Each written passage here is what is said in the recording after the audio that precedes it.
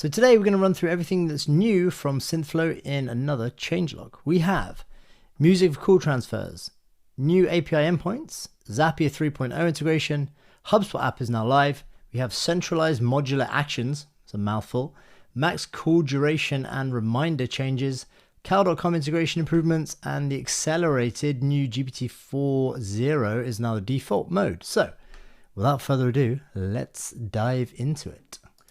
First of all, we have enabling the music for call transfers.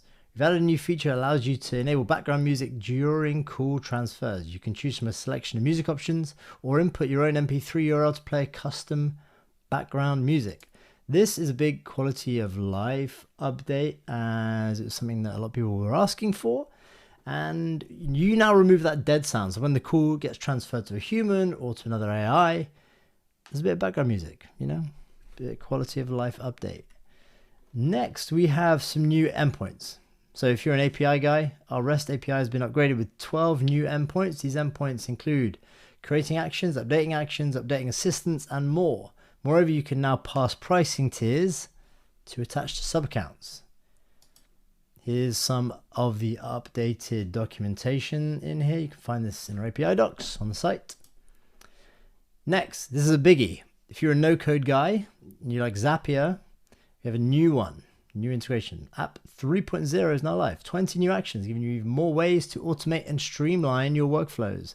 We now have attaching actions, creating assistants, booking, Calcom action, GHL action, create call, create information extractor, open question action. Another mouthful, but huge improvements to Zapier. I know we've got a lot of Zapier fans in here, so enjoy that one.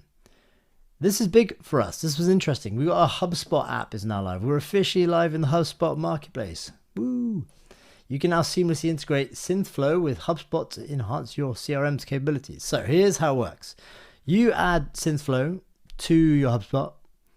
You can now bring your assistant into HubSpot and make phone calls with all the context and all the data and all the understanding of all the information that you have in your CRM.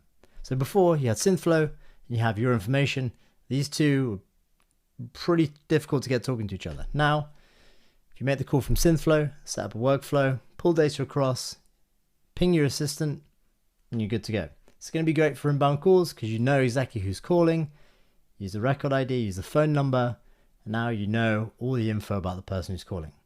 Pretty cool. Next, we have centralized modular actions. So creating loads of actions for assistants is getting a little bit messy, so we've centralized them in here. Look, we've got 100 information extractors and custom actions and real-time bookings, but it was getting a bit messy for a minute there, but we've cleaned that up, so it's all in one place.